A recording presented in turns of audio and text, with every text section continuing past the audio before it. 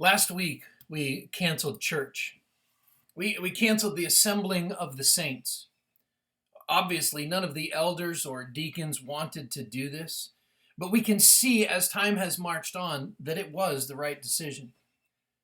Last week, we viewed this as a 1 week event. We were operating under the assumption that we would be back in full this coming Lord's Day, but now we're planning for the long term. Now we understand that it will probably be weeks before we assemble again.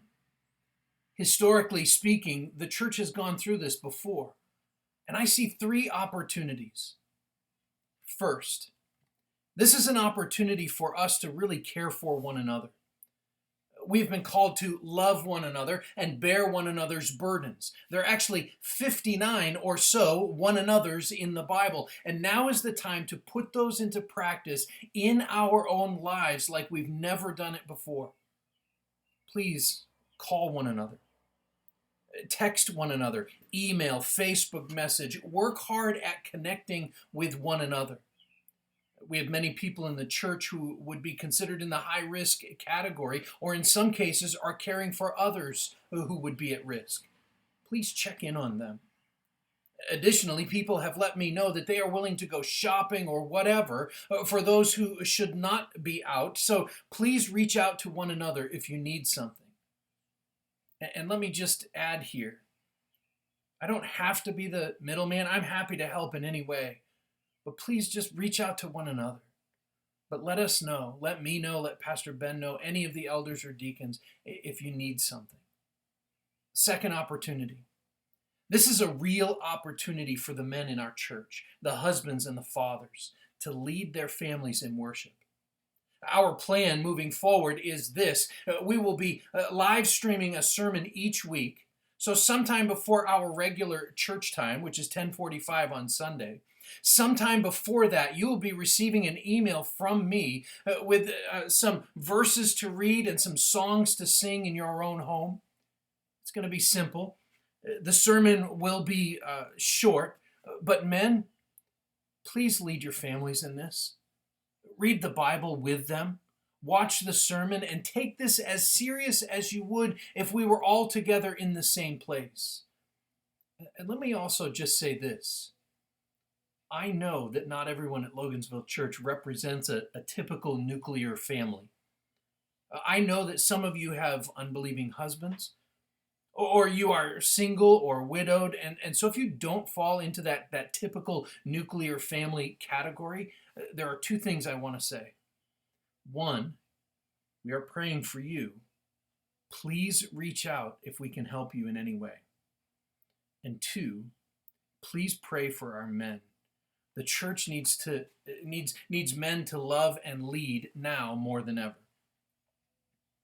But third, this is a real opportunity to love your neighbors.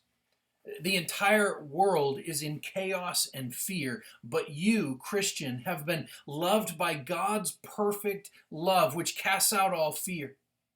You know the gospel, which is the power of God for salvation to everyone who believes. This is an opportunity to love your neighbor as yourself. Give them a call. Find out how their life has been affected by all of this, and be prepared to give them a reason for the hope that is within you. Share the gospel with them. Tell them about Jesus. Share with them the videos that we're going to be producing and putting on our live stream or on our Facebook page. There's a link in the email that I sent out to our YouTube page. You should also know that, as far as I know, I can't live stream both to YouTube and to Facebook at the same time. So we will be on the YouTube page and on our church website. And then after it is uploaded and finished, we will share that onto our Facebook page. Now, in addition, however, to those opportunities that I see, I also have a concern. I'm concerned that this would be a time for people to fall between the cracks. So either we get comfortable with not going to church and so never come back, or we use this as an excuse to slip out while no one is looking. Beloved, please don't let that happen. Please reach out to one another and hold on to one another tightly, even if you can't see each other face to face. Lord willing, you will be hearing from me again very soon with more updates. Keep an eye on the church Facebook page. And when you see updates there, please just share them with your friends. For this coming Lord's Day, I am planning to preach on Romans chapter 1, verses 8 through 17. And in that passage, Paul expresses how he longs to see the Christians at the church in Rome. Not only that they might benefit from him preaching to them, but especially that they might be mutually encouraged by each other's faith.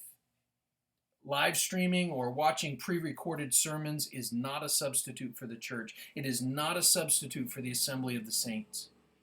And so when we do come back together, whenever that is, we will say with the psalmist, I was glad when they said to me, let us go into the house of the Lord. Until then, continue to pray, continue to read your scriptures together, continue to reach out to one another, build one another up, and trust in the Lord who is sovereign over all things.